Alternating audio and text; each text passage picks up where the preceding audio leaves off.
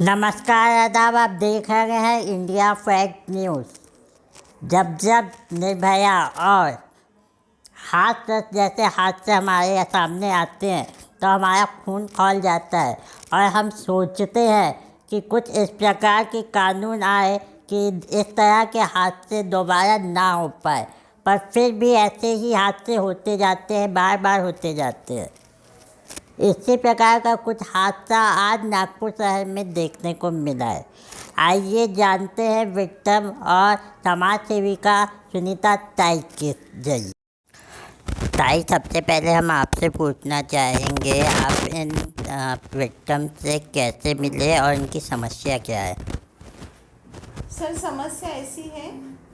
समस्या ऐसी है कि ये पीड़ित बच्ची है।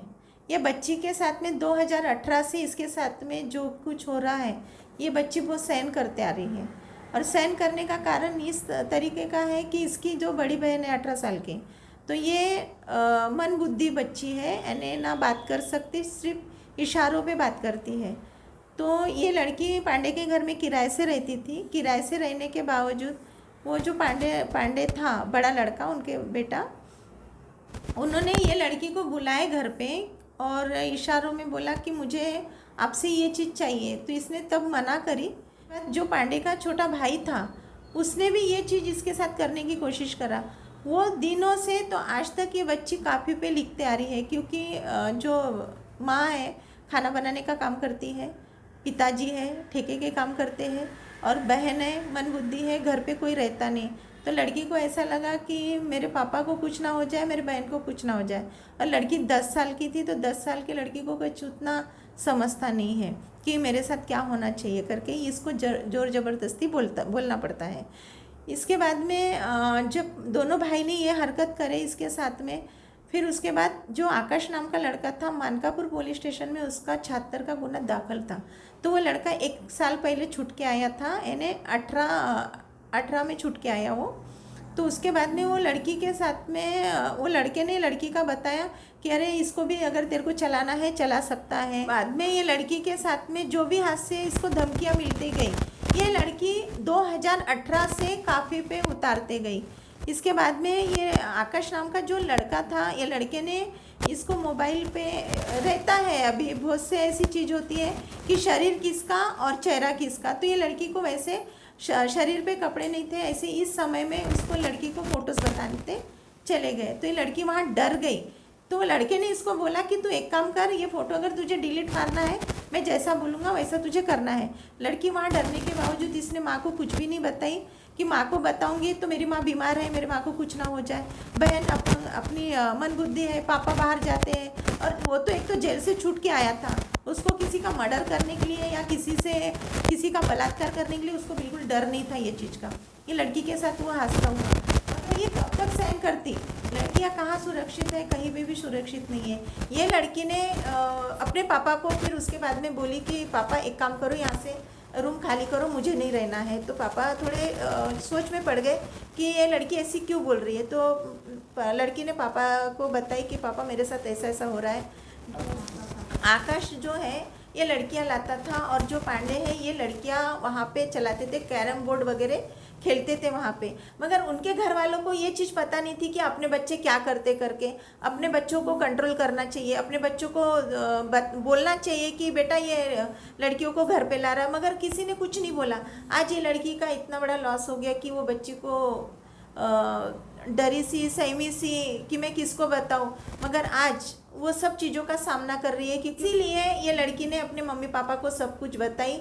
1 तारीख को रूम खाली करी, 3 तारीख को इन लोग पुलिस स्टेशन में गए, FIR दर्ज करी, और पुलिस वालों ने, मैम ने इतनी अच्छी मदद करी इन लोगों की कि आज वो तीनों भी जेल में हैं, उनको अटक करे हुए हैं।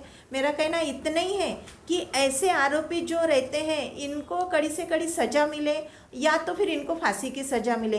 ये एक बार एक बार करते हैं, फिर 2 बार इनका जब जेल होती है, जेल से छूटने के बाद ये फिर से वही हरकत करते हैं, क्योंकि इनका जो शरीर, मन, दिमाग इतना मजबूत हो जाता है कि खुद ये नहीं सोचते कि अरे मैं तो अभी जेल से आया तो क्या। ये जेल में जाने के लिए भी डरते नहीं, किसी का मर्डर करने के लिए भी डरते नहीं, लड़कियों के साथ छिड़काने के लिए भी डरते नहीं है, और लड़की के साथ बलात्कार करने के भी लिए डरती नहीं है। तो लड़कियां कहाँ सुरक्षित है? मेरा कहना इतना ही है कि इनको फांसी की सज़ा मिले और लड़की को पूरा न्याय मिले। मैं एक सामाजिक कार्यकर्ता सुनीता ठाकरे हूँ। मैं हमेशा ऐसे लड़कियों के लिए मदद के लिए मैं दौड़ती हूँ, और ऐसा किसी को भी कुछ लगे तो मेरा नंबर सर आपको फॉरवर्ड कर देंगे, तो मुझे ये चीज़ बताइए। मैं हमेशा लड़कियों के साथ में खड़ी हूँ। मैम, विक्टिम से हम थोड़ा बात करना चाहेंगे। हाँ सर। बेटा, आपके साथ जब ये सब हो रहा था तो आपने अपने घर वालों को उसी समय क्यों नहीं बताया? मुझे धमकाया जाता था, मेरी बहन के साथ में बहुत कुछ गलत करेंगे ऐसा बोला जाता था। मेरे मम्मी डैडी को मार डालेंगे, हम लोग अनाथ हो जाएंगे, फिर क्या होगा तेरा, ऐसा ऐसा करके बहुत डराते थे, धमकाते थे, टॉर्चर करते थे हर रोज़ मुझे।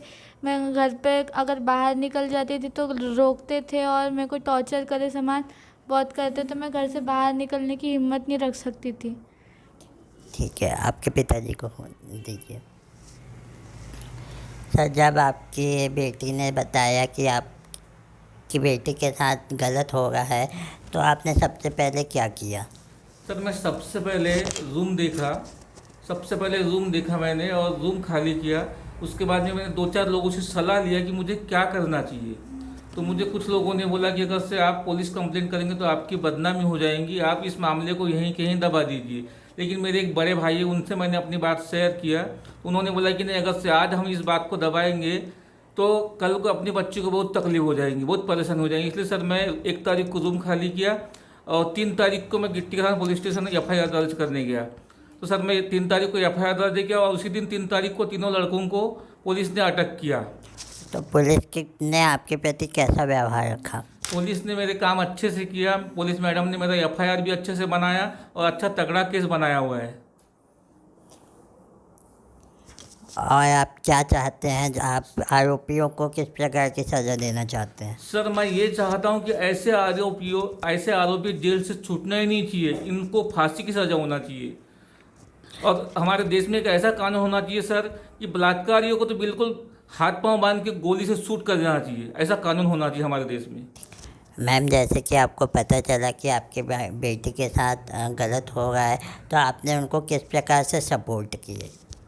पहले तो हम लोग बहुत सहम गए कि इतना बड़ा हादसा हो। तो बहुत देर तक के हम लोग,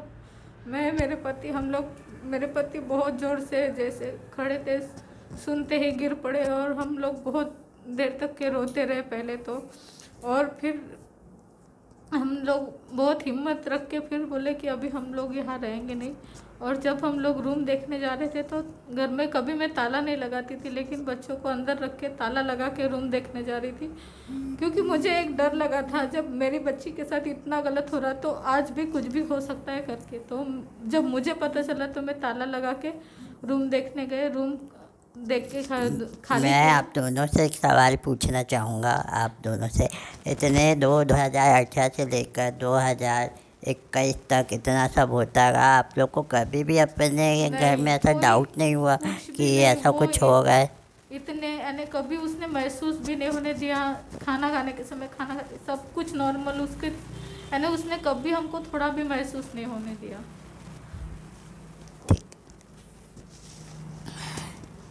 ताई, और आप कोई बात हमारे चैनल के माध्यम से रखना चाहो तो आप बोल सकते हैं। बस मेरी इतनी आपसे गुजारिश है कि बच्चे जो पीड़ित है, जो माँ है कभी विधवा रहती है तो वो अपना भला सोचती है कि वो शादी कर लेती है, तो वो जो सेकंड पापा रहते हैं बच्चों के साथ बलात्कार होता है। ऐसे कितने हादसे हैं कि लड़की के साथ में बहुत से बलात्कार होते हैं। तो मेरा कहना ऐसा है कि जब पहली बार लड़कियों के साथ में कुछ चीज़ छेड़खानी बोलो या हाथ टच बोलो या कुछ होता है लड़कियों के साथ में, तो सबसे पहले लड़कियों ने माँ बाप को बताना चाहिए, या फिर पुलिस स्टेशन अपने लिए हमेशा के लिए उनके दरवाजे खुले रहते हैं। तो वहाँ जाके तो आप बता सकते हैं ना कि लड़के ने या फिर ये आदमी ने मेरे साथ छेड़खानी किया है। क्योंकि कभी कभी ऐसा होता है लड़कियां भी कहीं ना कहीं डरी हुई रहती है, क्योंकि वो अपने इज्जत के लिए, अपने माँ बाप के इज्जत के लिए, क्योंकि उनके साथ में हो चुका रहता है सब कुछ, तभी भी लड़कियां फ्रंट पे नहीं आती। ना किसी को बताती, मगर एक आधे बार ऐसा हो चुका रहता है कि अपने सहेली को बोलो या किसी को बोलते हैं। अभी जैसे लड़की के पापा ने बताया कि मैंने 2-4 जन को बोला हूँ, उन्होंने यही बोला कि अगर तुम एफआईआर दर्ज करते हैं तो लड़की की बदनामी होगी। अगर ऐसे बदनामी के वजह से अपन घर में छुपे रहेंगे और अपन ये अपने साथ में जो चीज़ हो रही है अपन बताएंगे नहीं, तो ये तो मेरा कहना ऐसा है कि ये बहुत बड़ी गलती है और ऐसा किसी ने करना नहीं चाहिए। बस इतना बोल के मैं समाप्त करती हूँ और मेरी रिक्वेस्ट इतनी है कि उनको फांसी की सज़ा मिले। धन्यवाद। आपने देखा सुनीता ताई ठाकरे ने अपनी बात रखी है, साथ में विक्टिम ने भी अपनी बात रखी है। हम उम्मीद करते हैं अपराधियों को फांसी की सज़ा मिलेंगी। फिलहाल मुझे दीजिए इजाज़त। धन्यवाद।